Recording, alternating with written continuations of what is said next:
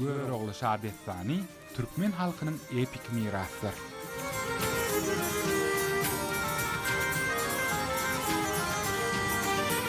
Edebi ýadygarlyk Şadestany we taryhy şahsyet Göreroğla tütüş dünýäde gyzyklanıp gelipdir. Yerli we daşary ýurtly ýazgyjylar alimlaryň bu gymmatly esere ul ünsü onuň milli we dünýä edebiýatynyň ösüşine täsiri bilen baglanyşyklydyr. Şadestanyň belent dünýä garaýyş we soňy bilen dürli dillerde aýdylmagy onuň giňden meşhurlygyna getiripdir. Göreroğlu Şadestanyň günnäger ýurtlarynyň edebiýatynyň ösüşine täsiri dürli halkara maslahatlaryny ara alyp maslahatlaşylypdyr.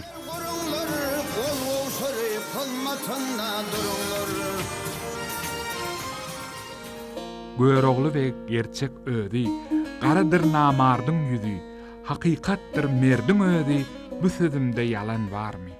Hünärmenler Türkmen halkynyň ykbalyny beýan edýän Şadestanyň uly terbiýeçilik ähmiýetini belleýärler. Göreroğlu hakda hekayatlar diňe bir watan azatlygy uğruna göreşen edermen gaýdusyz batyr, edermenligini wasp etmän eýsem öz bolşly ahlak ýörelgesi hem bolup durýar. Göreroğlu gahrmançylyky Şadestanyň öwrenmegin mühimdigini taýan alimler onuň adamzadyň gymmatly baýlygyny bir agzdan tasdiklaýarlar.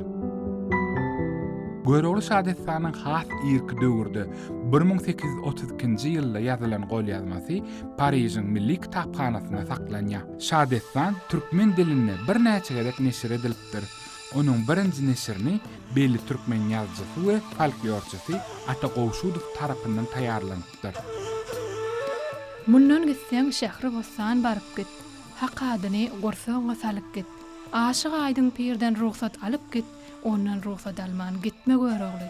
Defane bellenşi ýaly Ağa Yunus Peri'nin Göreroğlu wege berýän maslahaty esasynda Göreroğlunyň aşyk aýdyň pirden ak patasyny almalygyny aýdýar. Aşyk aýdyň pir bagşy tanrynalaryň piri hasaplanýar.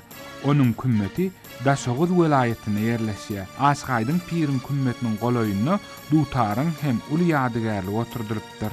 Göreroğlu Şadestanyny agzalýan ýerleriň atlary şol sanada keramatly ýerler biziň Daşoğuz welaýatymyzyň çägine gawat gelýär. Şol sebäpden hem Daşoğuzly destançylar Göreroğlu şahalaryndan bir näçe destanlary ýerine ýetirip ýurdumyzyň we kowmdaş milletlerimiziň arasyna adygandyr. Asyrlar boyu bu gahrman barada rowayatlary nesilden nesile geçirip gelen türkmen bagşylary ony giňden ýaymakda ummansyz uly işler bitirdiler. Ey bar Hudaýa, bu döwleti onuň öňüň bersen bolsa ekeni. Dip, onul başda Hudaýymdan döwlet gerekdirýigide. Döwlet meýser bolansaň döwlet gerekdirýigide diýip, bäş kelime söz diýip dur, gör bak, näme diýer gawy.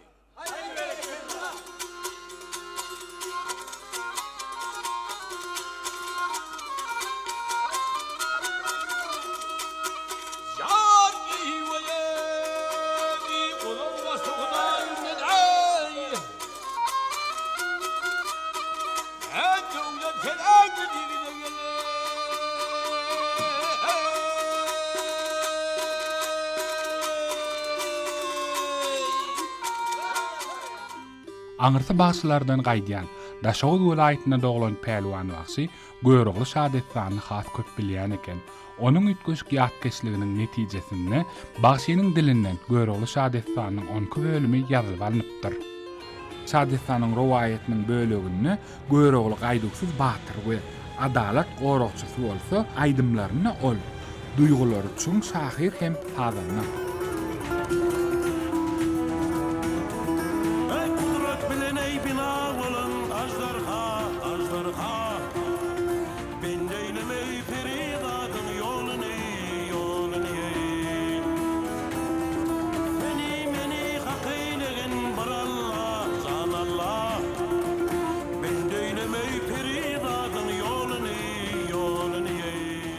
Yalňyz balam, algyn pendim, ýurduňy terk eýleýiji bolma, özüňden gaýry namardyň minnetin çekiji bolma.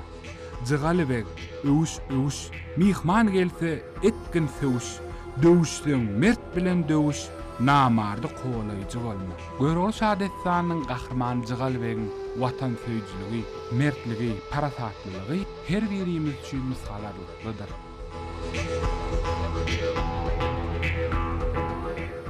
yıldızdağlarıma duman gelenne, ol günü mes bolup joşdugum bardyr. Gıyratım asmana tegrep galanna, meydanna qanima duşdugum bardyr. Göreglüğünün edermençiligi, watan söýjüligi biziň ýaş nesillerimiz üçin mysal maga münasipdir. Türkmen halkynyň bagtyar, azat durmuş hakyndaky arzularyny beýan eden Saadetjan çuň parasada durmuşy höwese ýuguran. Ol häzir hem adamlaryň ýüregine röwşen nur saçýar. Muňa 2015-nji ýylda Göregli Destançylyk Synagotunyň UNESCO-nyň adamlaryň maddi medeni mirasynyň sanawyna goşulmagy da şaýatlyk edýär. Türkmen şahsiýetlerini öwrenmäne, onu dünýä ýaýmana döredip berýän ähli mümkinçilikler üçin Türkmen halkynyň milli lideri, gahrman arkadaşymyzyň, arkadaşly gahrman serdarymyzyň jan sag ömri uzak bolsun.